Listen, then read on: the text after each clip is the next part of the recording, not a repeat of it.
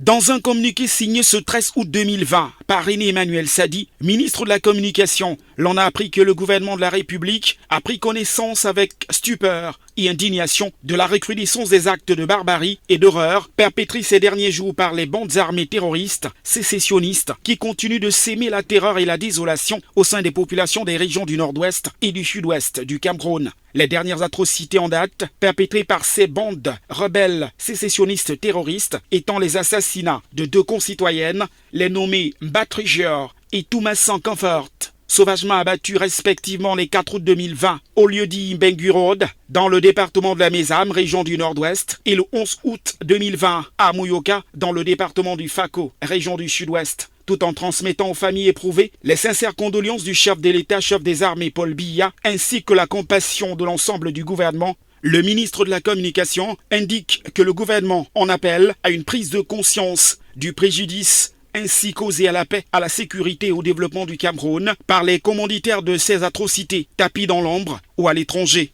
De même, dans ce communiqué, le gouvernement du Cameroun appelle les pays amis où sont hébergés ces profondeurs de la République à œuvrer pour leur neutralisation et la pacification des régions du Nord-Ouest et du Sud-Ouest. Enfin, l'on retient de ce communiqué du gouvernement que le président de la République est déterminé à poursuivre et à parachever le plan de reconstruction des régions du Nord-Ouest et du Sud-Ouest du Cameroun et à œuvrer pour un retour à la vie normale dans les dites régions.